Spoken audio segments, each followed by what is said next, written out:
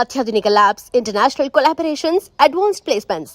మీ dream career ని reach అవ్వడానికి మీ best choice Godavari global university. Kavitha, welcome to I dream news and నిజాలు. H1B వీసాలకి సంబంధించి ఫీజుని $15,000 నుంచి $1,00,000 పెంచిన తర్వాత అందరిలోనూ ఆందోళన మొదలైంది. అంతలోనే ఒక చిన్న రిలాక్సేషన్ని అనౌన్స్ చేసింది అమెరికా ప్రభుత్వం.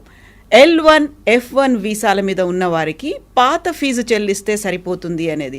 దెన్ వాట్ అబౌట్ మన దగ్గర నుంచి వెళ్దాం అనుకుంటున్న వాళ్ళకి పాతది కాకుండా కొత్త ఫీజునే వర్తింపచేస్తామని. యాక్చువల్గా ఈ కొత్త ఫీజు అనేది ఎంతకాలం ఉంటుంది? ఛాంబర్ ఆఫ్ కామర్స్ కోర్టు మెట్లెక్కింది. అక్కడి నుంచి తీర్పేమొస్తుంది? అమెరికా ఏమన్నా మళ్ళీ పాత ఫీజునే వసూలు చేయబోతోందా? ఏం జరగబోతోంది? మనతో పాటుగా ఉన్నారు సీనియర్ జర్నలిస్ట్ సురేష్ కొచ్చతిల్ గారు. సార్ నమస్తే. H1B వీసా అనగానే చాలా ఒక డాలర్ డ్రీమ్స్ కనిపిస్తాయి, మన ఫ్యూచర్ అంతా మన ఎదురుగా కనిపిస్తుంది. సడన్గా అన్ని షార్టర్ అయిపోయాయి. $15,000 కాదు $1,00,000 చేసిన తర్వాత. బట్ ఈరోజు వచ్చినటువంటి చిన్న రిలాక్సేషన్ ఎవరికి ఇస్తున్నారు? క్లారిటీ అనేది కావాలి అంటే ఏం చెప్తారు సార్?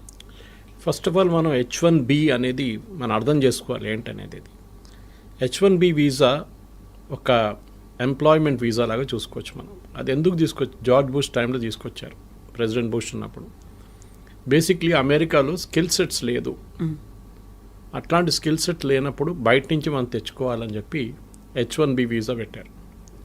సో ఆర్గ్యూ చేస్తున్నప్పుడు, పెటిషన్ ఇస్తున్నప్పుడు for applying for visa, we're arguing that this particular skill ఏదైనా ఉండొచ్చు. For example robotics, high and రోబోటిక్స్లో ఈ స్కిల్లో యూఎస్లో ఎవరు లేరు, విచ్ ఇస్ అబద్ధం.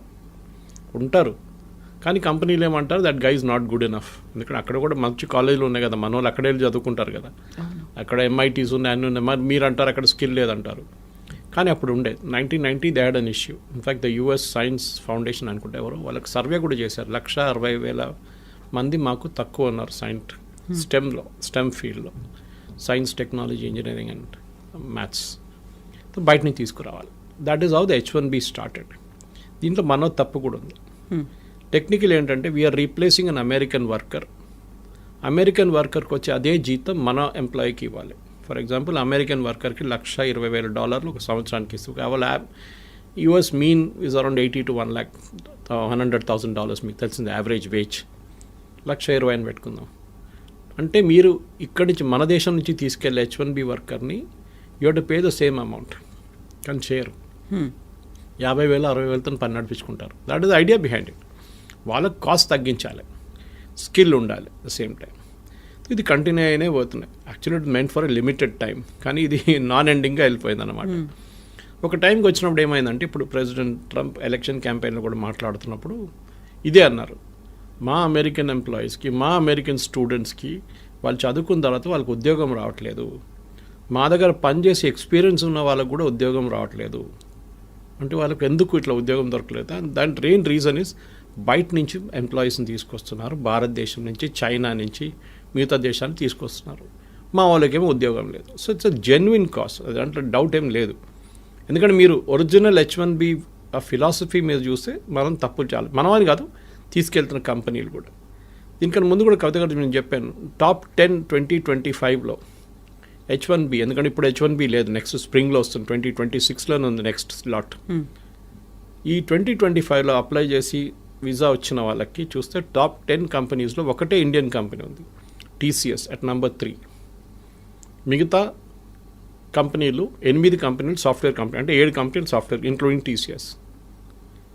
Last 2 companies are retail companies, Target and Walmart.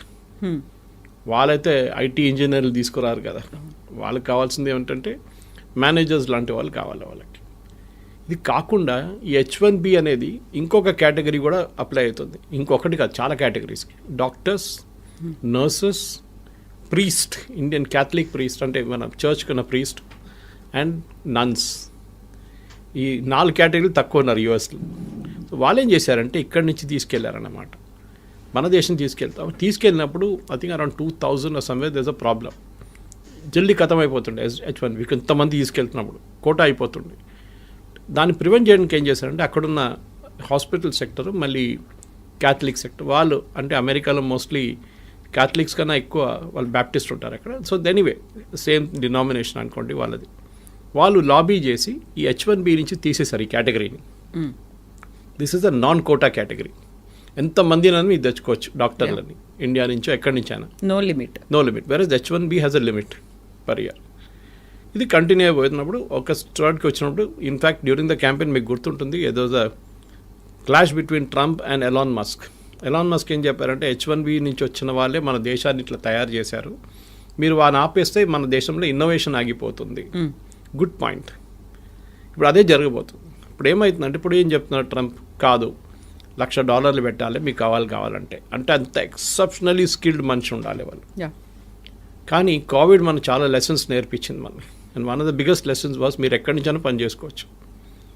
మీరు ఎక్కడి నుంచి, ఇప్పుడు హైదరాబాద్లో చూస్తే కూడా మీరు హైటెక్ సిటీ వైపు సాయంత్రం పోతారు, లైట్లు ఉన్న అన్ని, ఆ గ్లాస్ ఫెసాడ్ ఉన్న అన్ని టాల్ బిల్డింగ్స్ చూస్తున్నప్పుడు, స్కై స్క్రేపర్స్ చూస్తున్నప్పుడు మీకు డౌట్ వస్తుంది అది అమెరికానా ఇండియానా అని చెప్పేసి. ఎందుకంటే we're working as per their timings. వాళ్ళ కోసం పనిచేస్తున్నాం. అది వెల్స్ ఫార్గో ఉండొచ్చు, డెలాయిట్ లాంటి కంపెనీ ఉండొచ్చు, చాలా కంపెనీలు ఉన్నాయి. Microsoft is there, Oracle. వీళ్ళందరూ నాట్ ఓన్లీ అమెరికా, మిగతా జాగ్రఫీస్ కూడా వర్క్ చేస్తున్నారు. యూరోప్ ఉండొచ్చు, అది కాకుండా ఆస్ట్రేలియా ఉండొచ్చు, మిడిల్ ఈస్ట్ ఉండొచ్చు, వాళ్ళ కోసం కూడా పనిచేస్తున్నారు ఇక్కడ కూర్చొని. సో లాజిక్ నౌ ఇస్, ఎందుకు అక్కడికి వెళ్ళాలి? ఇప్పుడు నేను చాలామంది మాట్లాడాను, ఎస్పెషల్లీ టెక్నికల్ రిక్రూటర్స్ దగ్గర మాట్లాడాను, మీరేం చేయబోతున్నారు? ఓకే, వాళ్ళు ఏమంటున్నారు, మాకు ఇస్తున్న ఇన్స్ట్రక్షన్స్ ఏంటంటే we will pay them the same salary. అక్కడికి వస్తే ఎంత అదే శాలరీ మేము ఇండియాలో ఇస్తాం, ఎందుకంటే వీళ్ళు exceptionally skilled people, but we will not pay the $100,000. వాళ్ళకి బిజినెస్ వీసా ఇప్పించేస్తాం మేము. వాళ్ళు సంవత్సరంలో ఒక 10 నెలలు పని చేసుకొని ఇక్కడి నుంచే నడిమిట్లో every 3 months they will go for a US tour. US టూర్కి వెళ్ళి వచ్చేస్తారు. మీరు అడగవచ్చు, ఎయిర్ ఫేర్ అంతనే అవుతుంది కదా తర్వాత, అంత ఎయిర్ ఫేర్ ఖర్చు పదే వాళ్ళు అక్కడ పెట్టుకోవచ్చు అంటే, yes, that is also possibility. కానీ ఇక్కడి నుంచి కూడా చేసుకోవచ్చు, రిమోట్ యూ కెన్ వర్క్. ముందు మన దగ్గర నాకు గుర్తుంది ఇప్పుడు కూడా Y2K బూమ్ టైంలో offsite and onsite అని చెప్పి ఒక కాన్సెప్ట్ ఉండే. ఇప్పుడు చాలామంది ఆన్ సైట్ పని చేయడానికి వాళ్ళకి ఇష్టపడుతుంది, ఎందుకంటే డాలర్ టర్మ్స్లో మీరు చెప్పినట్టు డాలర్ డ్రీమ్స్ ఉండే అప్పుడు. కానీ ఇప్పుడు అది లేదు. You can work from anywhere and salary కూడా, ఇఫ్ యూఆర్ ఎక్సెప్షనలీ టాలెంటెడ్, మీకు అదే శాలరీ ఇండియాలో వస్తుంది. కానీ taxation is an issue, health care is an issue. చాలామంది దుబాయ్కి ఎందుకు రీలొకేట్ చేస్తున్నాయి? ఇప్పుడు నేను మొన్న ఒక రిపోర్ట్ చదివాను, యూరోప్ నుంచి అండ్ యూఎస్ నుంచి మ్యాక్సిమం ఎక్స్పాట్రియేట్స్, వాళ్ళది Americans are moving to Dubai to work. అదే కంపెనీలు, మైక్రోసాఫ్ట్ పెద్ద క్యాంపస్ ఉంది Dubai. So they are setting up. Sharjah కూడా is a big educational place. ఆ Emirates 7 countries they are really aggressive. Sharjah ఉండండి, Abu Dhabi ఉండండి, Dubai ఉండండి, ఇట్లాంటి దే ఆర్, వాళ్ళు ఏం చేస్తున్నారంటే బయట నుంచి అంతా కంపెనీస్ తీసుకొచ్చి ఇక్కడ పెట్టేసుకుంటున్నారు. వాళ్ళు అట్రాక్షన్ ఏంటంటే మెయిన్గా, మీరు ఇక్కడికి రండి, మీకు 0 ఇన్కమ్ ట్యాక్స్. ఓకే, ఎవరైనా everybody will say yes to it. 0 income tax అంటే మళ్ళీ దట్స్ అ బిగ్ సేవింగ్. అమెరికాలో ఉన్నప్పుడు మీరు ఆల్మోస్ట్ 50% దాకా ట్యాక్స్ కడతారు. Of course your health care is taken care of. భారతదేశం నుండి మీరు 30%, 32% దాకా ట్యాక్స్ కట్టాల్సి వస్తుంది. But health care is a big issue. కొన్ని కంపెనీస్ ప్రొవైడ్ చేస్తున్నాయి. ఇదన్నీ చూసినప్పుడు క్వాలిటీ ఆఫ్ ఎడ్యుకేషన్ అన్ని, ఇప్పుడు గల్ఫ్లో కూడా ఇండియన్ స్కూల్స్ చాలా ఉన్నాయి. The shifting is happening from Europe and US to Gulf. This is president Trump should be worried about this. ఆయనకి ఇక్కడ కొంచెం వరీ ఉండాలి, ఎందుకంటే టాలెంట్ అమెరికా నుంచి వెళ్తుంది, టాలెంట్ ఇండియా నుంచి వెళ్ళడం కాదు. అమెరికా నుంచి, అమెరికాలో ఉన్న టాలెంట్, టాప్ నాచ్ టాలెంట్ అదే కంపెనీ కోసం గల్ఫ్లో వెళ్ళి పనిచేస్తున్నారు. ఇండియాని ఆర్మ్ ట్విస్ట్ చేస్తున్నట్ల ట్రంప్ని వాళ్ళని ఆర్మ్ ట్విస్ట్ చేయలేరు. రేపు యూఏఈకి చెప్పలేరు, మేము మీ మీద 50% టారిఫ్ పెట్టేస్తున్నాం, మీరందరూ మమ్మల్ని తీసుకెళ్ళిపోతున్నారు మా ఎంప్లాయీస్ని. So the shift is double అన్నమాట. ఇప్పుడు అమెరికా నుంచి చాలామంది ఏమంటారు, మాకు ఇంత పెద్ద ట్యాక్సేషన్ అవాయిడ్ చేయండి, దుబాయ్కి వెళ్తే అక్కడ 10 సంవత్సరాలు 5 సంవత్సరాలు పనిచేస్తే మాకు enough savings will come back again. కానీ ఇప్పుడు కొత్తగా ఒకటి ఇవాళ పొద్దు నుంచి కనిపిస్తుంది ఈ న్యూస్, L1 అండ్ F1. వాళ్ళకి ఈ $100,000 పడదు, వాళ్ళకి they don't need to pay for it అన్నారు. We should understand difference between L1 and F1. L1 is a non immigrant visa, ఒక హై స్కిల్డ్ మేనేజర్స్, ఎగ్జిక్యూటివ్స్ని తీసుకెళ్ళడానికి వీసా. అంటే వాళ్ళు నాన్ ఇమిగ్రెంట్ వీసా, వాళ్ళు భారతదేశంలో ఉండొచ్చు, any country, and they are going to US to work there. వాళ్ళకి L1 issue చేస్తున్నారు. F1 అనేది అకాడమిక్, స్టూడెంట్స్ అన్నారు, వాళ్ళు ఆల్రెడీ చదువుకుంటున్నారు అక్కడ. ఈ 2 కేటగిరీస్ ఏం చేస్తారు, ఒకసారి వెళ్ళిన తర్వాత అక్కడ, స్పెషల్లీ మన వాళ్ళు ఇక్కడి నుంచి, they try and extend it to an H1B. అక్కడే ఉండాలని సెట్ వాళ్ళు ఫస్ట్ H1B తీసుకొని, దాని తర్వాత గ్రీన్ కార్డ్, దాని తర్వాత citizenship. So that transfer from L1 or F1 to H1B will not attract $100,000 అంటున్నారు. ఇప్పుడు ఇప్పుడు అటార్నీస్ చెప్తున్న న్యూస్ ఇది మన ఛానల్స్లో వస్తున్న నేషనల్ ఛానల్స్లో వస్తున్న న్యూస్ అది చూపిస్తుంది. అది ఫైనల్ ఎక్కడ ఎండ్ అవుతుందో తెలియదు. దాని తర్వాత మీరు స్టార్టింగ్లోనే చెప్పారు అక్కడ కేసులు నడుస్తున్నాయి. US chamber of commerce case వేశారు అక్కడ, saying that this is unfair, మాకు టాలెంట్ కావాలి, మీరు టాలెంట్ అలౌ చేయకపోతే మేమేం చేయాలి, మళ్ళీ మేము ఇన్నోవేషన్ ఉండదు మా దగ్గర. ఇన్నోవేషన్ మిగతా కంట్రీస్కి వెళ్ళిపోతే ఆల్రెడీ చైనా తీసుకెళ్ళిపోయారు చాలా మటుకు ఇన్నోవేషన్, ఈ వీళ్ళని కూడా తీసుకెళ్తే ఎందుకు టాలెంట్ ఎందుకు అమెరికాకి రావాలంటున్నాం. నేను యాక్చువల్లీ లాస్ట్ వీక్ ఒక కపుల్తో మాట్లాడాను యూఎస్లో, Indian couple, settle there US citizens 20 సంవత్సరాల నుంచి. వాళ్ళు అంటున్నారు, సురేష్ గారు మీరు బిలీవ్ చేయరు, husband and wife, I won't take the name, but మాకు ఇద్దరికి ఉద్యోగం లేదు సురేష్, 6 నెలలు అయ్యాయి, ఎట్లా బిల్లు కట్టాలని కష్టపడుతున్నాం, పిల్లలు చదువుకుంటున్నారు, కాలేజ్కి వచ్చేసారు, ఇవి ఏం చేయాలని మాకు అర్థం కావట్లేదు, యుఎస్ సిటిజన్ అయిపోయాం మేము, కానీ మాకు ఉద్యోగం లేదు ఇక్కడ. అమెరికా ఇస్ గెటింగ్ H1B పక్కన పెట్టండి, America is getting stretched out completely. మొన్న కూడా ఒక అమెరికన్ సెనేటర్ అన్నారు, the problem is we're outpriced in the market, completely outpriced. ఇప్పుడు నేను చెప్పే ఎగ్జాంపుల్ మీకు చాలాసార్లు చెప్పాను, plumber cost more than the tap. ఇది ప్రాబ్లం అమెరికా. మీరు ఏ ఫోన్ ఇప్పుడు కూడా చూడండి, last month also iPhones maximum India నుంచి ఎక్స్పోర్ట్ చేసింది యూఎస్కి వితౌట్ టారిఫ్. ఐఫోన్ చాలా smart, Trump is not putting tariff on iPhones or any electronic goods. IT మీద లేదు, ఫార్మస్యూటికల్స్ మీద లేదు, అండ్ ఆన్ ఎలక్ట్రానిక్ గుడ్స్. ఫార్మస్యూటికల్స్లో మనకు తెలిసిందే generic, we're not talking of patent drugs, patent అంతా యూరోప్ నుంచి వస్తుంది, మన దగ్గర నుంచి వెళ్ళి జనరిక్ 95%, సో నాట్ ఇంపాక్టెడ్. ఇవాళ ఇంకో రిపోర్ట్ పొద్దున్న నేను చదివాను టెక్స్టైల్స్ గురించి, it was by an international public, I think it is McKenzie. వాళ్ళు ఏమంటున్నారు అంటే ఇండియన్స్ ఎంత మంచిగా అడ్జస్ట్ చేసుకున్నారంటే, Bangladesh got a cheaper cloth because వాళ్ళకి 15% వేశారు, భారతదేశానికి 50% వేశారు.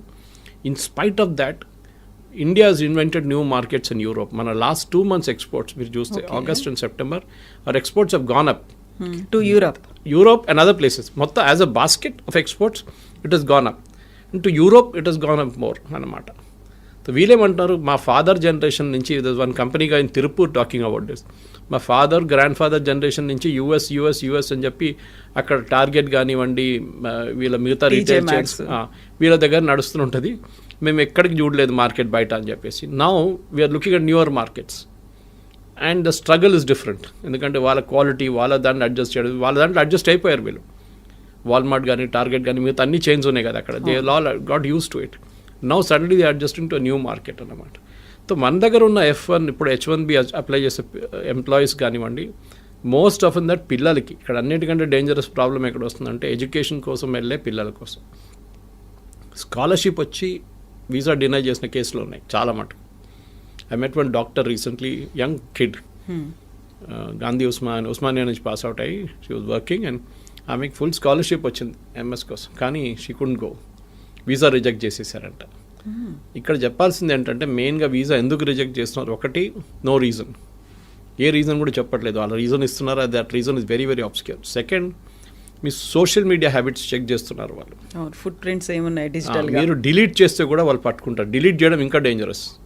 ఇప్పుడు still there you can still argue, నేను అది కొంచెం ఎమోషనల్గా రాశాను అది ఇది అని చెప్పి, కానీ మీరు ఈ లెఫ్టిస్ట్ ఐడియాలజీస్, ఈ వోక్ కల్చర్, LGBT రైట్స్, దీని గురించి ఎక్కువ రాయడము, సపోర్ట్ చేయడం, హ్యూమన్ రైట్స్ గురించి, ఇమిగ్రేషన్ పాలసీ గురించి రాయకండి మీ సోషల్ మీడియా హ్యాండిల్స్లో. నాలాంటి వాళ్ళకి ప్రాబ్లం లేదు, I have no dream of going to US, but still యంగ్స్టర్స్కి ఇది ఉన్న చాలామందికి ఉన్నా, నాకు ఆ కల్చర్ కూడా లేదు, I'm more of a rightist than leftist. కానీ వాళ్ళు చాలా చాలా కేర్ఫుల్ ఉండాలి. ఇక్కడ ఉన్నప్పుడు పిచ్చోన్లాగా వెళ్ళి ఏదో స్పీచ్లు ఇవ్వడము, లేకుంటే రాయడము, దాంట్లో ఫోటోలు పెట్టడము, ప్రొటెస్ట్ చేయడం, it will impact your, unless you're not planning to go to US, it will definitely impact. So 3 లెవెల్లు చూడాలి కవిత గారు మీరు అడిగిన ప్రశ్నకి. ఒకటి L1 F1 మనం మాట్లాడుకున్నాం. Second H1B itself, what will be the next step legal and otherwise. Conversion from L1 F1 to H1B అది కూడా మనం చూసాం. 4వది ఏంటంటే డెఫినెట్గా what are the options for people who are not getting an H1B which is basically staying back in India.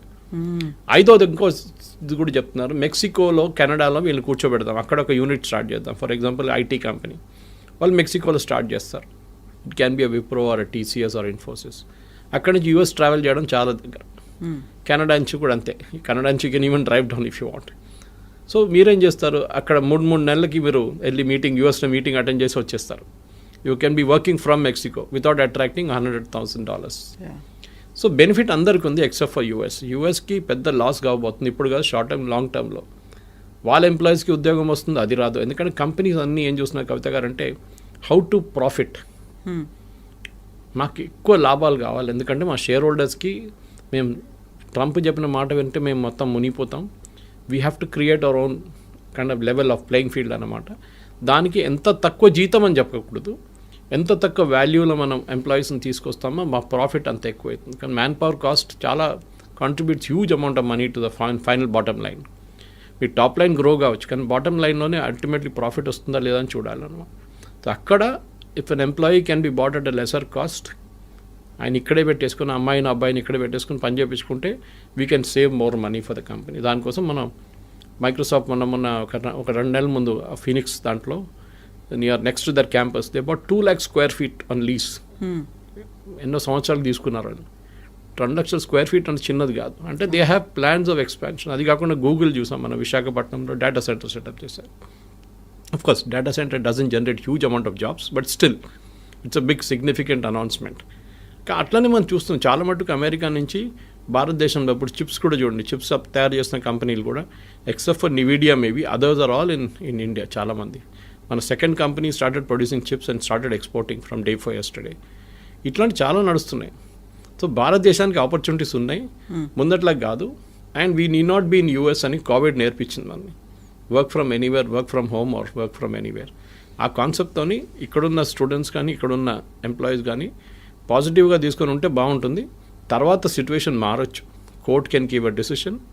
But Trump has an executive power. ఒక ప్రెసిడెంట్కి, US ప్రెసిడెంట్కి ఒక ఎగ్జిక్యూటివ్ పవర్ ఉంది. ఏ కోర్ట్ ఇచ్చినా కానీ, ఏ నిర్ణయం వచ్చినా కానీ యూఎస్ ప్రెసిడెంట్కి at the port where you enter US ఒక ఫీజు వేయడానికి అమెరికన్ ప్రెసిడెంట్కి అథారిటీ ఉంది. ఇదంతా పోతే కూడా ఆయన కొత్త ఫీజు వేస్తాడు. ఇప్పుడు ఈ 100,000 is the fees for entering US అని చెప్తారు. దాన్ని కోర్ట్ డినై చేయలేరు. ఎందుకంటే ఇప్పుడు ఇచ్చిన ఆర్డర్ని should have been passed by the American Congress. అదొక ఆర్గ్యూ చేయొచ్చు. బాటమ్ లైన్ ఏంటంటే we should now look for new markets. Europe చూడండి, యూరోప్లో ఎడ్యుకేషన్ బాగుంటుంది, ఎంప్లాయ్మెంట్ కూడా బాగుంది, and they are more study. అక్కడున్న పొలిటీషియన్స్ ట్రంప్ లాగా ఒకరోజు పిల్లి నల్లది, నెక్స్ట్ డే పిల్లి తెల్లదని చెప్పే కాదు పరిస్థితి. It doesn't change that way అన్నమాట. ఓవరాల్ నేనైతే పాజిటివ్గా ఉన్నాను. అండ్ నెక్స్ట్ 3-4 monthsలో క్లారిటీ కూడా వచ్చేస్తుంది. ట్రంప్ కూడా చాలా మటుకు దిగి వస్తున్నారు. ఈ signing agreements with Australia, with Russia, ఇప్పుడు యుక్రెయిన్ చూడండి, అది కూడా మారిపోయింది, కథ అంతా మారిపోయింది అక్కడ. Overall Trump is also feeling the heat అనమాట. ఎందుకంటే ఆ ఎంప్లాయ్మెంట్ రావట్లేదు. లాస్ట్ 3 నెలల్లో American unemployment has risen to record levels. అది చాలా పెద్ద వరి ఆయనకి. అమెరికాలో ఎలక్షన్ మన దగ్గర ఉల్లిపాయల రేట్తోనే గవర్నమెంట్ పడిపోతుంది అంటారు చూడండి, అక్కడ అన్ఎంప్లాయ్మెంట్ రేట్తో గవర్నమెంట్ పడిపోతుంది. అక్కడ ఇన్ఫ్లేషన్ పెద్ద ఇష్యూ కాదు అక్కడ, especially food inflation anyway is high in America. కానీ ఎంప్లాయ్మెంట్ రాకపోతే then American politicians are in big trouble. దానికోసం ఇంత పెద్ద రిస్క్ తీసుకున్నారు ట్రంప్, కానీ అది కూడా ఇప్పుడు పనిచేయట్లేదు. ఇప్పుడు అందరూ ఇండస్ట్రియలిస్టులు, ఆంటర్ప్రెన్యూర్స్ ఉండేటువంటి అమెరికన్ ఛాంబర్ ఆఫ్ కామర్స్ ఎందుకని కోర్టు దాకా వెళ్ళింది? H-1B వీసాల గురించే. అంటే వాళ్ళకి వైపు that is not our commerce, వాళ్ళ కామర్స్ వాళ్ళు వెళ్ళారు. వాళ్ళ అంటే ద మెయిన్ థింగ్ ఇస్ వాళ్ళు ఏమంటున్నారంటే మాకు టాలెంట్ కావాలి. అమెరికాలో ఇంత మటుకు ప్రోడక్ట్స్ సర్వీస్ తయారు చేసిందంటే బికాజ్ లాట్ కంట్రిబ్యూషన్ ఇండియన్స్ ఉంది, చైనీస్ కూడా ఉంది, ఇండియన్. కానీ చైనీస్ ఒకటి ఉంది, వాళ్ళు నేర్చుకొని వాళ్ళు రిటర్న్ వెళ్ళిపోతారు వాళ్ళ కంట్రీకి. క్వైట్ ఆఫెన్ స్పైయింగ్ చేస్తారని చెప్తారు Americans, which might be possible. Chinese copy కొట్టడంలో ఎక్స్పర్ట్స్. వాళ్ళకి ఒక ప్రోడక్ట్ ఇచ్చి మీరు ఈ ఫోన్ ఉంది ఇట్లా తయారు చేయండి అంటే వాడు తయారు చేసిస్తాడు మీకు. మళ్ళీ they are experts in that business. అట్లనే ఎనీ ఫైటర్ ఎయిర్క్రాఫ్ట్ కానివ్వండి, మీరు చిప్ ఇచ్చేస్తే వాళ్ళు చేసుకుంటారు. ఇప్పుడు చూడండి నివిడియా చిప్స్ అక్కడ ఎక్స్పోర్ట్ చేయనట్లేదు. Yesterday Nvidia chairman gave a statement saying that మాకు చైనీస్ సేల్స్ పడిపోయి 0కి వచ్చేసింది. It will impact our bottom line, మా ప్రాఫిట్స్ ఇంపాక్ట్ అవుతుంది డెఫినెట్గా. మాకు సేల్స్ లేదు చైనాలో, ఎందుకంటే బ్యాన్ చేసి పడేశారు ట్రంప్. అక్కడికి అమ్మితే వాళ్ళు తయారు చేసుకుంటారు పెద్ద పెద్ద ప్రోడక్ట్లు, మీరు అమ్మకూడదని చెప్పి బ్యాన్ పెట్టారు. ఇది అంతా బ్యాక్ఫైర్ అవుతుంది. మన దగ్గర ప్రాబ్లం ఏంటంటే ఇండియాలో మనం ప్రోడక్ట్స్ తయారు చేయట్లేదు, మనం సర్వీసెస్లో ఎక్స్పర్ట్. ఐటీలో మనం ఇవాళ దాకా బహుశా ఒక జోహో పక్కన పెడితే, లేకుంటే ఒక టాలీని పక్కన పెడితే, ఫినకల్ ఆఫ్ ఇన్ఫోసిస్ పక్కన పెడితే, మిగతా మనం we haven't made any hardware products. ఒక బడ్స్ కానివ్వండి, మిగతా ఏదైనా కానివ్వండి, ఐపాడ్ అండ్ ఐప్యాడ్ లాంటి products we are not done it. మన వైపు నుంచి అదే ఎంకరేజ్ చేయాలి. That is other day also Ashwini Vaishnaw garu మాట్లాడుతూ పోయిన వారమే చెప్పే ఈ మాట. We should have more youngsters developing products, not services. మనకు కావాల్సింది అది. ఇప్పుడు మనం ఎంత మటుకు డ్రోన్ తయారు చేస్తున్నామో, అది చేస్తున్నాం, ఇది చేస్తున్నాం, యంగ్స్టర్స్ అదే కేటగిరీ మ్యానుఫ్యాక్చరింగ్లో రావాల్సి వస్తుంది. కానీ మన ప్రాబ్లం ఏంటంటే మన ఒక లాస్ట్ 20-30 ఇయర్స్లో especially between 1960s and 1990s 30-year పీరియడ్లో మనం మ్యానుఫ్యాక్చరింగ్ చైనా చాలా ముందుకు వెళ్ళిపోయింది. మనం ఎక్కడికో ఉండిపోయి even till 1990 China was almost equal to కానీ మనం ఓపెన్ అప్ చేయలేదు మన ఎకానమీని. మ్యానుఫ్యాక్చరింగ్ అనేది ఒక మనం పబ్లిక్ సెక్టర్కి ఇచ్చేసాం. They failed miserably. మనం చూస్తున్నాం కదా, హెచ్ఏఎల్ డెలివరీ, తేజస్ కానివ్వండి, మిగతా అన్ని బ్యాక్ డేటెడ్ అయిపోయినాయి. చాలా ఇయర్స్గా పెండింగ్ పడి ఉన్నాయి ప్రాజెక్ట్స్ అంతా. ఈవెన్ ఎయిర్ చీఫ్ మాస్టర్ చెప్పారు ఆ రోజు that we are not getting our aircraft in time from HAL, why should you give them contract. ఈ ప్రాబ్లం ఇప్పుడు చూస్తున్న కొత్త డిఫెన్స్ సెక్టర్ కూడా మ్యానుఫ్యాక్చరింగ్ తిరిగి వస్తుంది భారత్. చాలా మటుకు టాటాస్ కానివ్వండి, కళ్యాణి గ్రూప్ కానివ్వండి, మిగతా మహీంద్రాస్ కానివ్వండి, వీళ్ళందరూ ఇప్పుడు డిఫెన్స్ సెక్టర్లో దిగారు. It's a big employment potential భారతదేశానికి. బహుశా అక్కడి నుంచి కొన్ని ప్రోడక్ట్స్ రావచ్చు బయట. మన దగ్గర తయారు చేసిన ఆకాశ్ మిసైల్స్ కానివ్వండి, మిగతా డ్రోన్స్ మన దగ్గర యంగ్స్టర్స్ తయారు చేస్తున్నారు. అట్లాంటి ప్రోడక్ట్స్ వస్తుంది బయట. కానీ మన దగ్గర ఐటీ ప్రోడక్ట్స్ ఇప్పుడు దాకా రాలేదు. That's a big regret. ఫార్మాలో వీఆర్ ఛాంపియన్స్. కాపీ కొట్టడంలో మన నెంబర్ 1. ఫార్మాలో ఏం చెప్పినా కానీ అమెరికాలో ఉన్న ఆఫ్ పేటెంట్ డ్రగ్ బొంగనే మన దగ్గర ఇక్కడ తయారైపోతుందని ప్రాసెస్ మార్చేసి చేస్తారు. But IT is a big ఎందుకంటే మీకు ఇంకా ముందుకు వెళ్తూ ఈ డిఫరెన్షియేటర్ పోతుంది మొత్తం. You can tomorrow Europe can say or even Dubai. నేను ఇప్పుడు ఇంకా ముందు చెప్పింది చూడండి, దుబాయ్ పిలిపించుకుంటారు వీళ్ళందరినీ, మా దగ్గర ఉండండి అని చెప్పేసి. సో అది at the end of the day today's youngsters at least before 35-40 వాళ్ళకి ఒక ఏం ఉంది లైఫ్లో, ఇంత సంపాదించాలి, ఇంత డబ్బులు అన్నీ. మా ఫాదర్ మదర్ మా జనరేషన్ లాగా కాదు కదా వాళ్ళంతా, మన జనరేషన్ లాగా కాదు వాళ్ళు. They are very fixed notions on this. వాళ్ళకి వాళ్ళ లైఫ్ స్టైల్ కానివ్వండి, వాళ్ళ ఎర్నింగ్ కెపాసిటీ. సో యుఎస్ డ్రీమ్ని నెగటివ్గా చూడకుండా you look at it very positively that there is light at the end of the rainbow అంటారు చూడండి. చాలా మటుకు ఆపర్చునిటీస్ ఉంది, దానికి యూఎస్కి వెళ్ళక్కర్లేదు. సార్ మీ క్వాలిటీ ఆఫ్ లైఫ్ ఇంప్రూవ్ చేయాలి, నేను ఇంకా బాగా మంచి అట్మాస్ఫియర్, ఇక్కడున్న ట్రాఫిక్ జామ్ కానీ ఇక్కడున్న పొల్యూషన్ నాకు నచ్చదు, నాకు కొంచెం క్వాలిటీ లైఫ్ కావాలంటే yes you can go to Europe definite. కానీ settling down I'm not really sure. కానీ ఎందుకంటే ఇప్పుడు యూకే కూడా అంటున్నారు మేము వీసా నామ్స్ స్ట్రిక్ట్ చేస్తున్నాం అది అని చెప్పి. జర్మనీ కూడా they are pretty strict about it. మీరు వెళ్ళి ఉండొచ్చు. కానీ ఒక అమెరికన్ డ్రీమ్ అయిపోయిందంటే ముందు మా దగ్గర కేరళలో దుబాయ్కి వెళ్తుండే చాలామంది. I'm talking of 70s and 80s first construction boom టైంలో చాలా తక్కువ జీతంకి వెళ్తుండే. కానీ ఆడొచ్చి చేసే డ్రామా చూస్తే ఏదో అక్కడ మొత్తం రోడ్ మీద అంతా బంగారం పడి ఉంది, బకెట్లు తీసుకెళ్ళి మనం తీసుకురావచ్చు, ఆ లెవెల్కి తీసుకొచ్చారనమాట థాట్ ప్రాసెస్ని. సో ఇక్కడున్న యంగ్స్టర్స్ కూడా అదే ఆలోచించారు, అరే దుబాయ్ ఇంత మంచి ప్లేస్, మనం అక్కడికి వెళ్ళిపోతే ఎంత బాగుంటుంది, ఏజెంట్కి డబ్బులు ఇచ్చి వీసా ఇచ్చి చేయించుకుంటారు, లాస్ట్ అక్కడ వెళ్ళినప్పుడు నరకంగా అనిపిస్తుంది వాళ్ళకి. Now situation has change. ఇప్పుడు కన్స్ట్రక్షన్ బూమ్ అయిపోయింది. Now Dubai's and even Saudi Arabia వీళ్ళందరూ దే రియలైజ్డ్ ఆయిల్ అంటే దుబాయ్లో ఆయిల్ లేదనుకోండి, కానీ అదర్ పార్ట్ ఆఫ్ ఇట్ మిగతా ఎమిరేట్స్లో ఉంది కదా, వీఆర్ ఆల్ వాళ్ళకు యూరోప్గా తయారవుతున్నారు. మొహమ్మద్ బిన్ సల్మాన్ చెప్పారు కదా, I take Saudi Arabia to become Europe by 2030 అని. సో అమెరికన్ డ్రీమ్ కూడా పోతుంది. అమెరికా నుంచి చాలా మటుకు షిఫ్ట్ అవుతున్నాయి. And you can see this consistently. New York Times subscribe చేశాను నేను, I read it every day. ఎన్ని బిజినెస్ షిఫ్ట్ అయిపోతున్నారంటే అమెరికా నుంచి చైనా మ్యానుఫ్యాక్చరింగ్ మొత్తం తీసుకెళ్ళిపోయింది.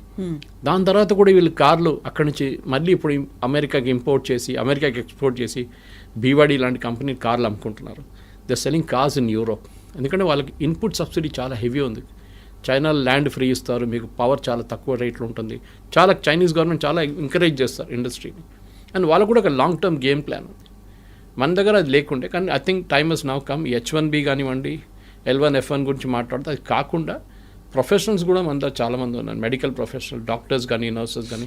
కేరళ నుంచి nurses are heavy demand in US, యూరోప్లో కూడా అంతే. So they are all travelling they. నేను చెప్పాను చూడండి, ప్రీస్ట్ అక్కడ చర్చ్లో ప్రీస్ట్ లేరు, ఇక్కడి నుంచి తీసుకెళ్తున్నారు మన దగ్గర నుంచి. నన్స్ని తీసుకెళ్తున్నారు ఇక్కడి నుంచి. గుడ్ థింగ్, ఎక్స్పోర్ట్ చేయండి, మన మ్యాన్ పవర్ని ఎక్స్పోర్ట్ చేయాల్సింది. కానీ ఐటీ అని చెప్పి ఒక పిచ్చి పట్టేసి మనకు లాస్ట్ 10-15 ఇయర్స్లో వన్ వే నేను చూస్తే అది గుడ్, ఒక టెంపర్ డౌన్ అవుతుంది. మిగతా రాష్ట్రాలకు ఉన్న ఆప్షన్స్ వాళ్ళు చూసుకుంటారు. Yes sir, thank you so much sir, thank you. నిజంగా ప్రస్తుతం ఉన్నటువంటి సమాజం దేనికి ప్రయారిటీ ఇస్తుంది? ఆర్థిక సంబంధాల చుట్టూ మాత్రమే తిరుగుతుంది. మళ్ళీ ఎన్నికలంగానే చాలా విరక్తి కలుగుతాం. మంచి అనిపిస్తుంది కదా, లేడీస్ కూడా ఛాలెంజింగ్ జాబ్స్ చేసినప్పుడు చాలా బాగుంటది. ట్రాఫిక్ అసిస్టెంట్స్ గా నియమించిన ట్రాన్స్జెండర్స్ అందరితో సాల్యూట్ చేయించుకుంటున్నారు. ఫుడ్ డెలివరీ ఇవ్వటానికి వెళ్ళినటువంటి డెలివరీ బాయ్ అనిల్ పై కళ్ళ ముందు